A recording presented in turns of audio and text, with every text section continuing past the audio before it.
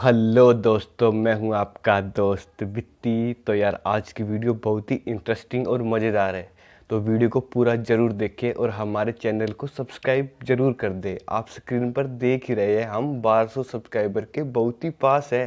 तो यार 1200 सब्सक्राइबर कर दो, सब्सक्राइबर वाला बटन दबा दो। तो चलिए इस वीडियो को पूरा देखिए और मिलते हैं वीडियो के आखिर में। और मोदी की अभी तक पॉपुलैरिटी में कोई कमी नहीं आई है जी।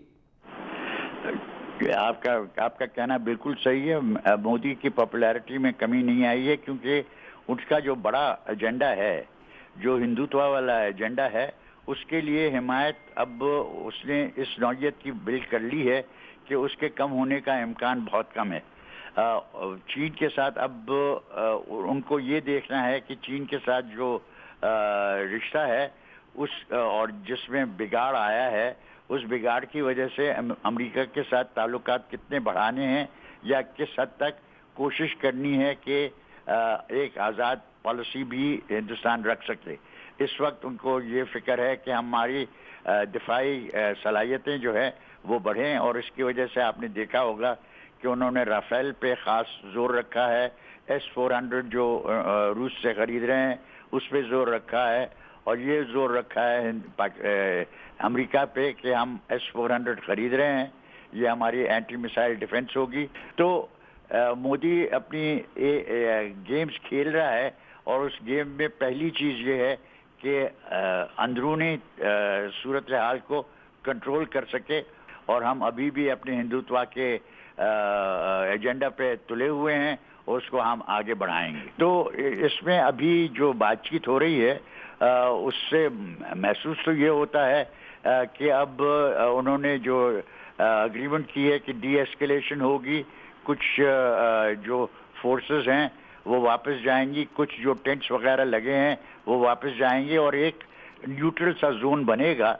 मुझे लगता है कि वो इस तरफ चलने के लिए तैयार हैं, और चीन इसके लिए तैयार है। वो कहता है कि सिचुएशन जो है वो कंट्रोलेबल है और हम उसको कंट्रोल कर रहे हैं, हमें किसी तीसरी पार्टी की ज़रूरत नहीं है। हम बातचीत के साथ हमारी मिलिट्री मैकेनिज्म्स भी हैं, डिप्लोमेटिक मैकेनिज्म भी हैं, पॉलिटिकल मैकेनिज्म भी हैं, उनके साथ हम इनको सेटल करेंगे। ये समझता हूँ कि ये टाइम इज बाइंग टाइम।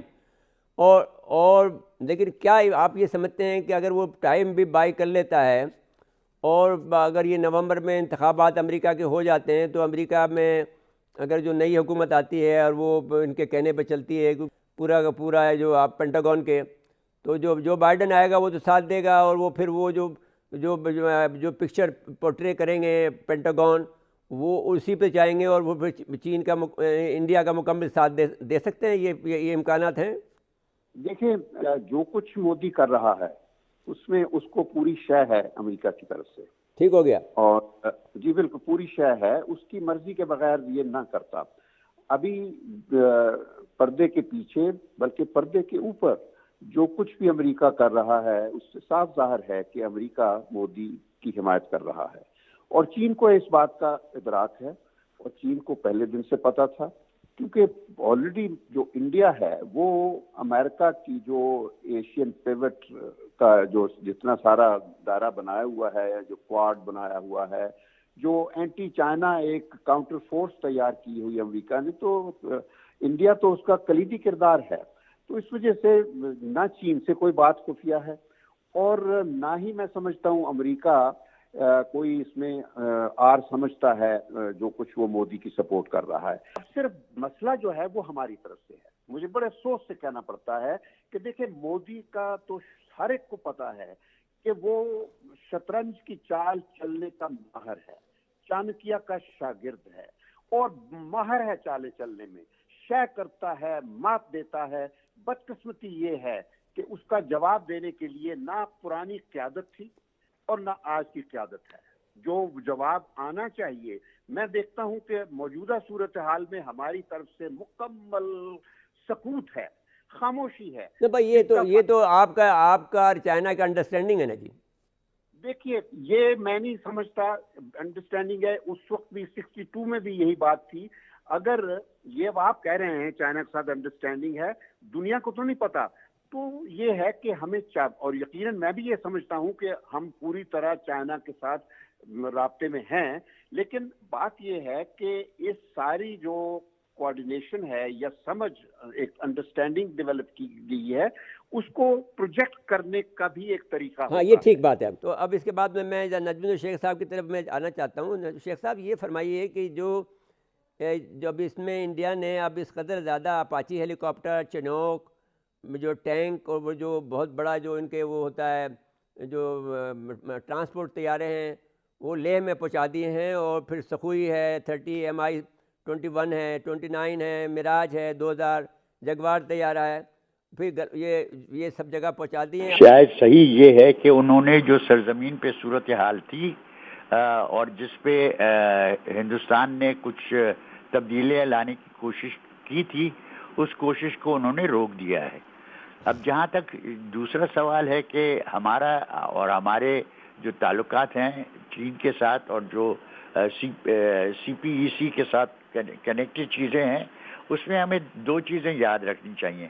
اولاً کہ چین نے ہندوستان سے کہا تھا کہ اگر آپ چاہتے ہیں کہ سی پیک کے اور راستے بنائے جائیں، کیونکہ چینیوں کے دماغ میں تو یہ تھا کہ سی پیک جو ہے وہ اس سارے خطے کو کام آئے گی، نہ صرف ابھی یہ دماغ میں یہی ہے۔ جی ہاں، تو اب اس کو اگر کرنا ہے تو ان کا یہ خیال تھا کہ ہندوستان بھی اس میں شامل ہوگا، اور انہوں نے کہا، چینی سفیر نے ہندوستان میں کہا، بعد میں اس کو وڈرا کر لیا تھا، لیکن پہلے انہوں نے کہا کہ اگر آپ چاہیں تو ہم ایک اور راستہ بنا سکتے ہیں جو کہ انڈین آکوپائڈ کشمیر کے ذریعے نیچے آئے گا۔ دوسری چیز جو آپ کو یاد رکھنی ہے وہ یہ کہ ہمارا جو معاہدہ تھا چین کے ساتھ ٹیریٹوریل باؤنڈریز کے سلسلے میں، اس میں ایک آرٹیکل 6 ہے، جس آرٹیکل 6 میں لکھا گیا ہے کہ یہ اگریمنٹ ہماری جو ہے یہ اگریمنٹ رہے گی اگر کشمیر کا مسئلہ حل ہوتے میں یہ علاقہ پاکستان کو ملتا ہے۔ اگر یہ پاکستان کو نہیں ملتا ہے تو پھر اس کو ہم ری نیگوشیٹ کریں گے۔